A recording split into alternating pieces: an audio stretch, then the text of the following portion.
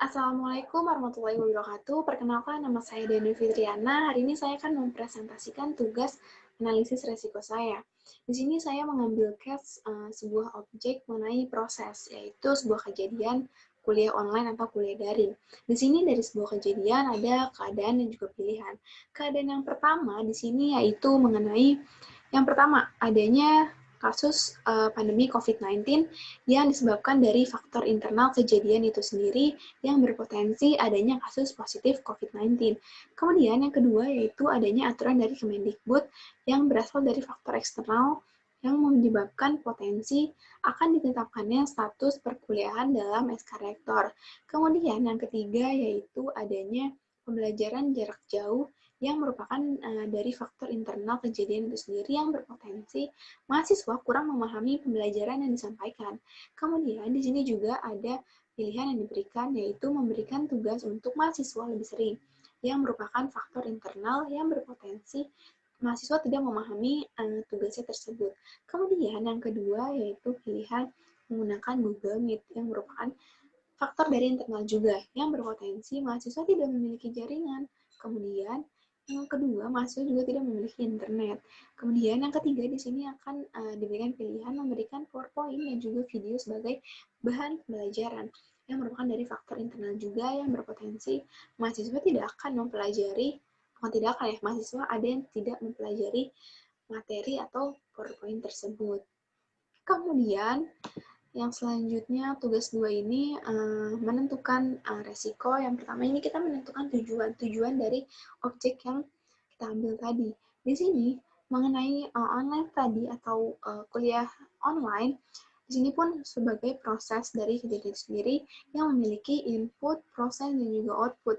Yang dimana inputnya tersebut adalah mahasiswa. Di sini kemudian prosesnya ini pun didukung melalui kemampuan-kemampuan dari method, money, mesin, material, dan juga information. Kemudian menghasilkan output berupa mendapatkan ilmu dan juga mahasiswa bisa lulus. Dan juga di sini dalam kasus ini pun ada faktor internal yang sudah disebutkan tadi, dan juga sini juga ada faktor internal yang mempengaruhi tujuan itu sendiri. Kemudian selanjutnya ini saya akan menjelaskan yang kedua, apakah kejadian di tugas pertama mempunyai dampak terhadap tujuan atau kemampuan objek untuk mencapai tujuan tersebut. Nah, di sini dari kejadian atau tujuan yang sudah tadi dijelaskan, ini tentunya memiliki dampak. Apa itu dampaknya? Yang pertama, dari output ini, output yang ingin kita hasilkan ini tentunya memiliki dampak. Yang pertama yaitu menurunnya produktivitas perkuliahan di kampus. Kemudian yang kedua, perkuliahan dilakukan secara online atau daring. Yang ketiga, dapat menghambat kelulusan mahasiswa.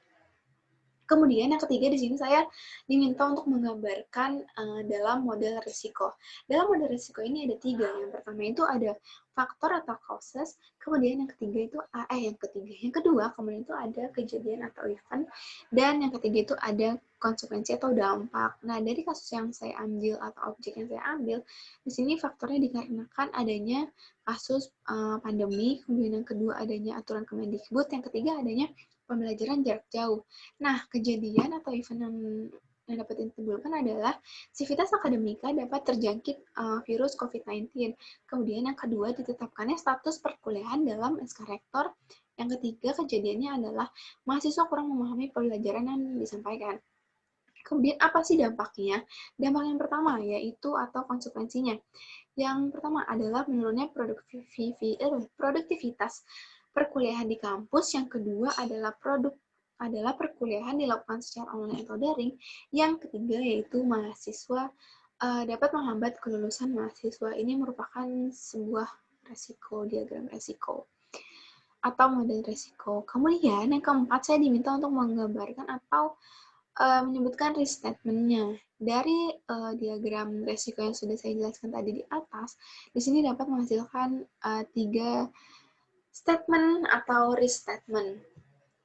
Yang pertama, yaitu sivitas akademika dapat terjangkit virus COVID-19. Hal ini disebabkan karena kasus pandemi COVID-19 terus meningkat, sehingga mengakibatkan menurunnya produktivitas perkuliahan di kampus. Kemudian yang kedua yaitu restatement-nya, ditetapkannya status perkuliahan dalam SK Rektor itu disebabkan adanya aturan dari Kemendikbud yang mengakibatkan perkuliahan dilakukan secara daring atau online. Yang ketiga itu restatement-nya yaitu mahasiswa kurang memahami pelajaran yang disampaikan oleh dosen yang disebabkan karena pembelajaran yang dilakukan secara jarak jauh sehingga mengakibatkan terlambatnya kelulusan mahasiswa. Seperti itu presentasi yang saya sampaikan hari ini. Mungkin kurang lebihnya mohon maaf. Wassalamualaikum warahmatullahi wabarakatuh. Terima kasih.